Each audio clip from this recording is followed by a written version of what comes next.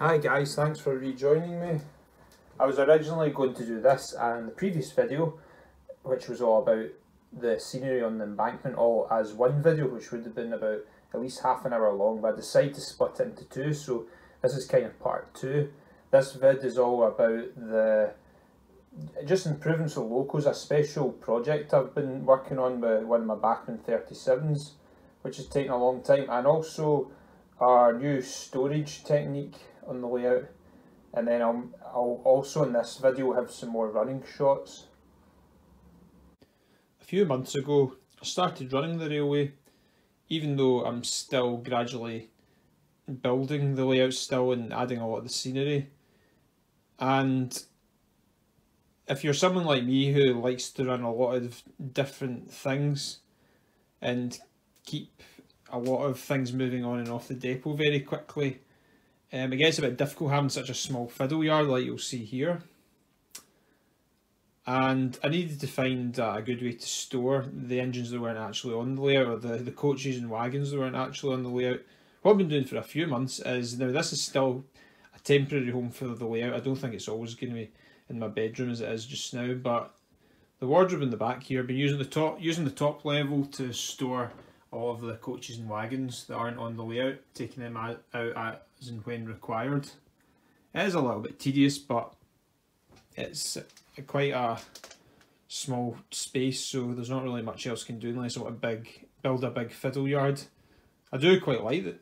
I've got to say, the fact the layout is so compact, but it is a bit of an annoyance taking things on and off the layout. So I've been keeping them there, and generally I've had the Locos stored in a separate cardboard box down on the floor here. So it was that way for quite a few months as I was using the layout. And I had the cardboard box had a sort of like temporary lid thing I would put on top, which was just some old plastic bubble wrap basically. But even with that, dust was kind of getting underneath it and getting on even the Locos that were in their boxes.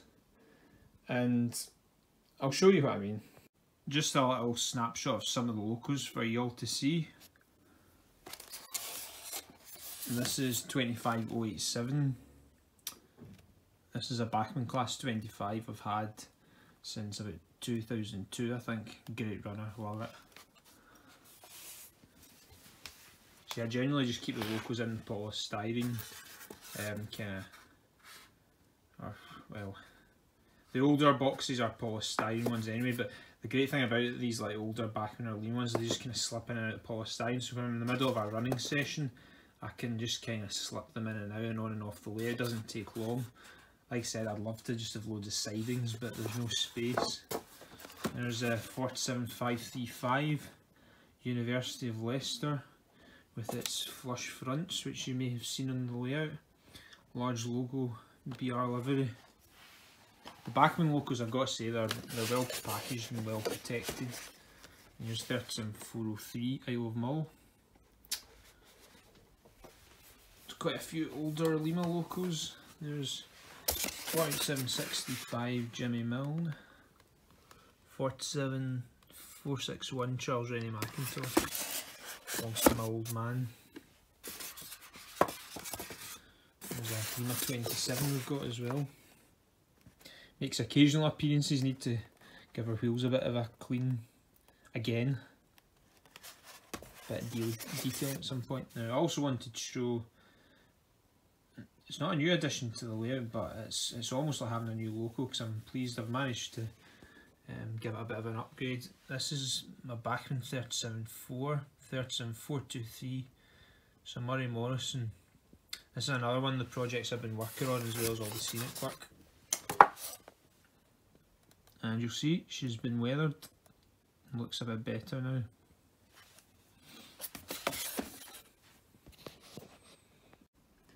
I'm quite proud of how this Loco's turned out. It took a lot of work, but I wanted to get it right. Now I'm still kind of a novice with weathering, and the nameplates there are, God, what are they? Are they Chopin? I can't even remember. I think maybe Fox Transfers the nameplates are from. Now this started off life as 374 431, a Bachmann model. It's not been repainted.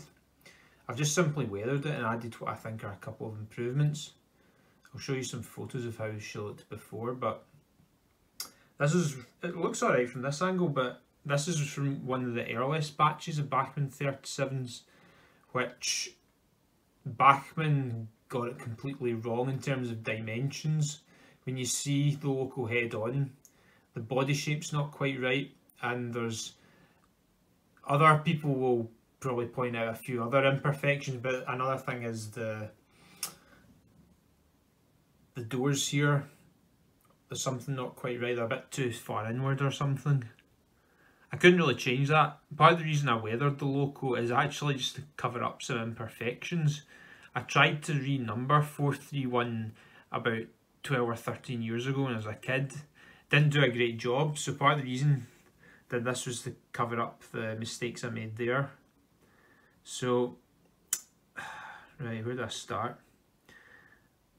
I've weathered the Loco not using airbrushes at all, simply done with weathering powders and a variety of washes that I created myself.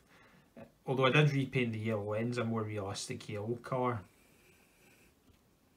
You guys will see from the photo or two I just showed you there how the Loco looked before I started. So the Loco was already renumbered. It was 431. I'd not really done any proper weathering. Renumbered it to 423 using, I think, Realtek transfers and those nameplates I just mentioned. Still didn't look right at all. I decided it was time to weather it.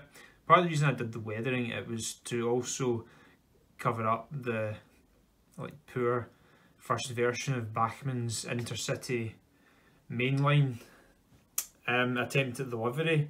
See this bottom most white area, which now hopefully looking a bit more kind of grey looking, or well, more kind of browny cream, because I've added a bit of weathering. So I used quite a few photos of the real locomotive as inspiration for this. And those familiar with the livery will know that the bottom bit was never actually white. It was actually a kind of more creamy grey colour in real life. It was actually quite obvious. But Bachmann just did it all white. So as per the prototype, you know, they always gathered quite a lot of muck and dirt in that area anyway, so I've weathered it in to kind of cover it up, and I think it looks okay now. So I did that, gave the grills a bit of a weathering, more kind of oily black colour. The grills, that's one thing, there's some great weathered models of 37s that people have done, but I find nobody really quite gets the grills right, especially these ones on the nose end. And it always just looks like there's a bit of overspray and it's too obviously airbrushed. It's maybe not, it looks a bit more subtle in this light, from this angle. But yeah, I used just like cotton buds, created a bit of a wash with a black weathering powder. The Humbro black, I used partly Humbro weathering powders, I think others were Cars. The Humbro black one is a bitch to actually get it off if you accidentally spill a bit. And when I say it's black, it's really black. It's a bit of a pest, but so it took me quite a while. Also, the thing you need to watch with weathering powders is you need to do it carefully in stages, because you don't want the wrong colour in the wrong place, because it can be difficult to get it off, especially that black one which I mentioned.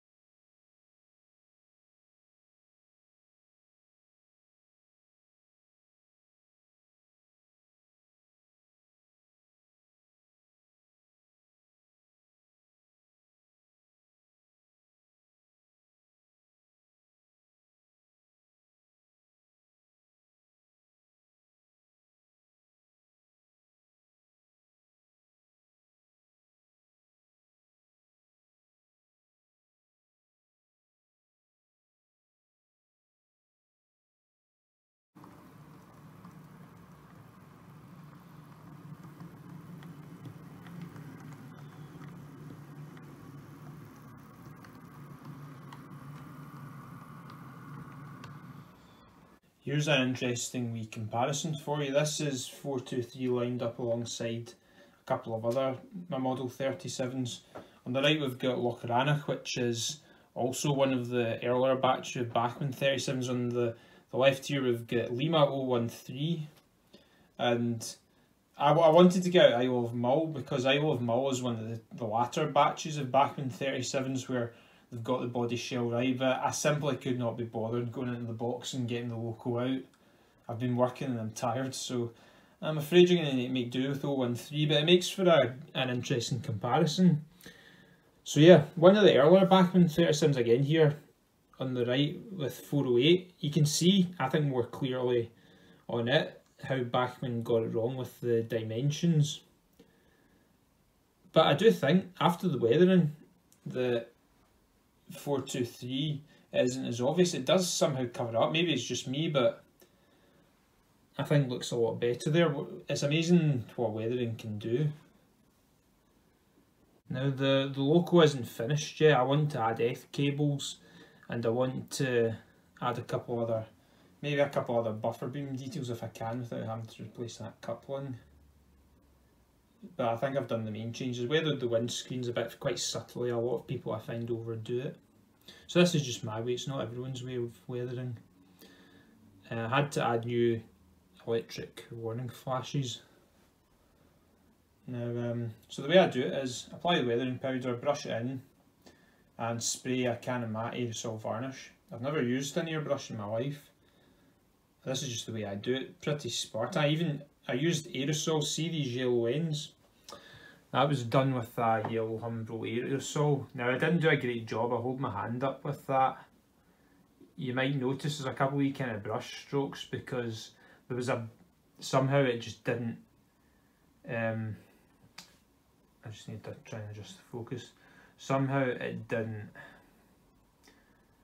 give a good even finish. I tried to correct with a brush while the paint was still wet, and it didn't really work, but I think the matte varnish and the weathering's kind of covered that up a bit, hopefully. As you can see, the nameplates have been given a wee bit of weathering as well. The roof's been given, I think I could have improved this. I think it looks alright. Quite a lot of the black Umbro weathering powder, and the bonnets. This was a distinctive feature over the top of the bonnets of 37s. It's the other end. Now I've also given 423 the correct configuration of lamp irons. Originally it had like 4 at the front. I've changed it to just 1 at each end, so I had to use a little bit of putty or filler just to fill that in.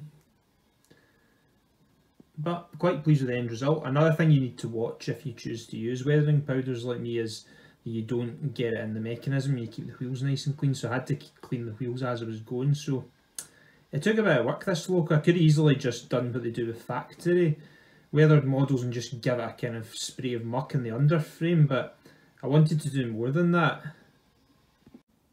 I will hopefully sometime do a kind of how-to video to show how I weather my locomotives and rolling stock. Another wee effect you might notice just below the cab side number is I've left a mark where I've noticed this in quite a few real 37s in this livery. You'll see this kind of straight line where it looks cleaner. I think I've seen that a lot. I think it's when the driver puts on the windscreen washer fluid and it seems to drip down from the windows. So that's just a little subtle effect I've never seen before in models. I'll show you some shots of the Loco running as well. We're coming towards the end of the latest video now. I hope you've enjoyed it, and I want to say thanks again for all the support, especially on the Facebook page.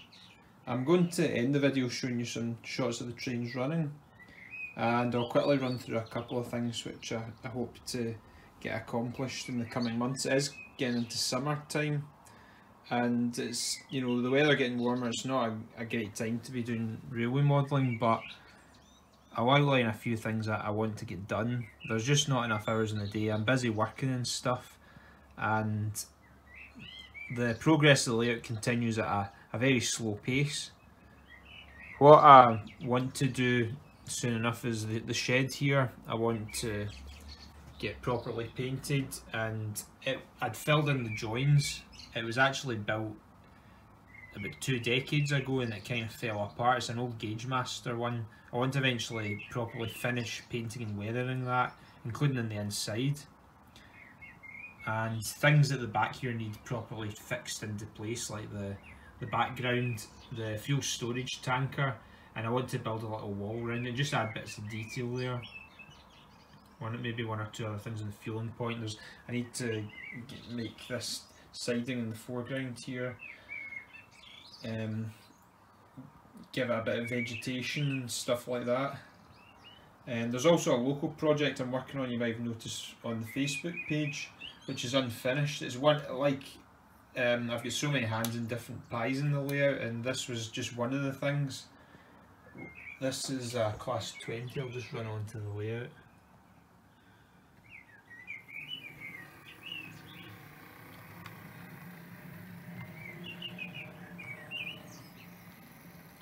Started off life as a plain BR green D046, I think it was, and I'm trying to paint it into one of the celebrity green Locos from Tinsley Depot in the mid-late 1980s, and without the use of an airbrush.